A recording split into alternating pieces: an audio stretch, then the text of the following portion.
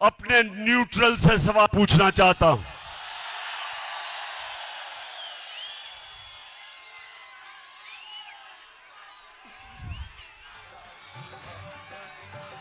मुझे ये बताएं,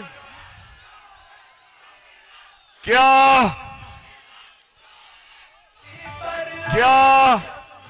वाकई आप न्यूट्रल हैं?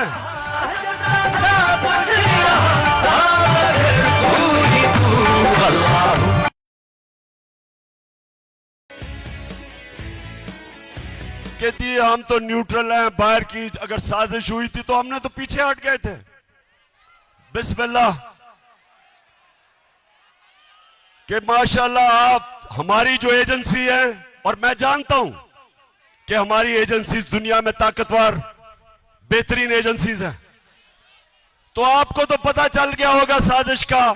चलें, लेकिन आपने फैसला किया था हम पीछे बैठ जाते हैं, ठीक है जी। लेकिन अब क्या हो रहा है?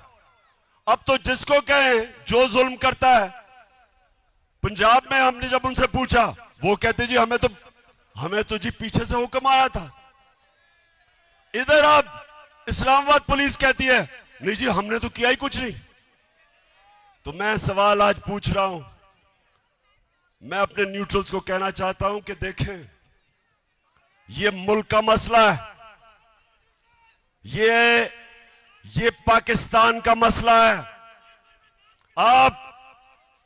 आपके लिए बड़ा जरूरी है कि अवाम के साथ खड़े हो, इंसाफ के साथ खड़े हो, पाकिस्तान के साथ खड़े हो, ये चोरों के साथ ना खड़े हो।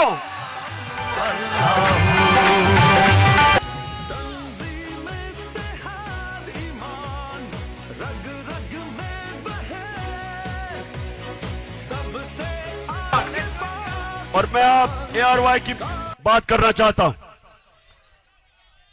ये जो दबाव मीडिया पे डाला जा रहा है,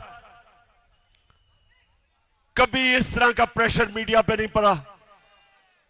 हमें जब हम पावर से निकले, मीडिया का ब्लैकआउट हो गया। जो अगले दिन 10 अप्रैल को जो पब्लिक सड़कों पे निकली, मीडिया का सारा ब्लैकआउट था, कुछ भी नहीं था मीडिया पे। वो तो रात को सोशल मीडिया और सोशल मीडिया जिंदाबाद। नौजवान हमारे सोशल मीडिया के, मैं तो आपको खास सलाम पेश करता हूं। सोशल मीडिया पे आना शुरू हो गया कि अवाम सड़कों पे है, और फिर पहली चैनल जिसने अवाम दिखाई वो ARY था। उसके बाद ARY के ऊपर पूरा जोर, जो पाकिस्तान के एंकर जिनकी सबसे ज्यादा व्यूअरशिप थी, उन सारों के ऊपर जोर, उनको दबाओ, उनको खौफजदा किया, उनके ऊपर केसेस बनाए। साबिर शाकिर मुल्क से बाहर। अब मैं समझता हूं कि पाकिस्तान का बेहतरीन एंकर, जिसको मैं सलूट करता हूं, अरशद शरीफ, वो मुल्क से बाहर। इमरान रियाज के ऊपर केसेस, उसको जेल में। और एयाज अमीर जैसा दानश्वर, उसको इन्होंने जलील करने की कोशिश की।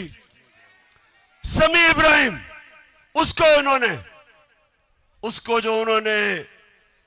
उसको भी जलील करने की कोशिश की, टीवी पे था। मैं ये सवाल पूछता हूं कि क्या इससे आप इन चोरों को हमारे ऊपर मुसल्लत करने में कामयाब हो जाएंगे? नहीं होंगे। और ARY को इन्होंने बंद किया। पिछले हफ्ते को जब हमारा हॉकी स्टेडियम में जलसा था, जलसा तो हमने इधर करना था इस्लामाबाद में, लेकिन इन्होंने किसी को भिजवा दिया यहां। तो मैं तो वैसे उनका शुक्र अदा भी करता हूं कि अच्छा वो यहां आ गए और हम हॉकी स्टेडियम में चले गए। लेकिन अब ARY नहीं दिखा रहा था, तो जिस चैनल ने उसको दिखाया, बोल टेलीविजन, सारी कौम उधर देखना शुरू हो गई। उसकी रेटिंग ऊपर चली गई। तो अगर किसी का ख्याल है कि आजकल के जमाने में मीडिया को बंद करके ये लुटेरों के टोले को हमें कबूल करवा देंगे, आप किसी और दुनिया में रह रहे हैं, कोई रोक नहीं सकता। सुन ले, मैं सारों को आज सुना रहा हूं जो सुनना चाहते हैं, कोई रोक नहीं सकता। जिधर पाकिस्तान जा रहा है, पाकिस्तान हकीकी आजादी की तरफ जा रहा है, वो आप रोक नहीं सकते। जो रास्ते में आएगा बह जाएगा। अब कल इंशाअल्लाह लियाकत बाग में मैं बड़ा अपनी आवाम को पूरा रोड मैप देने लगा हूं कि मैं आपसे मुसलसल पाकिस्तान की सड़कों पे होऊंगा। कल से सारे पाकिस्तान का मेरा प्रोग्राम बनाया है।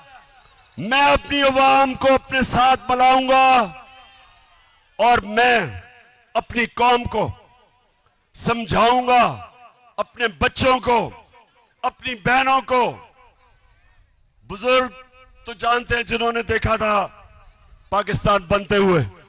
मैं सारों को तैयार करूंगा और इस मुल्क, हमारा मुल्क कभी बड़ा वो मुल्क नहीं बन सकता जो बनना था, जो इलामा इकबाल की ख्वाब थी, कायदे आजम की जद्दोजहद थी। वो तब तक नहीं बनेगा जब तक हम अपनी गुलामी की जंजीरें नहीं तोड़ते। ये जो गिल से हुआ, ये हमें गुलाम बनाने के लिए था। ये जो ARY से हुआ, ये हमारा मुंह बंद करने के लिए था। ये आजादी की आवाजें बंद करने के लिए था। और ये हमें इन चोरों का गुलाम बनाने के लिए था।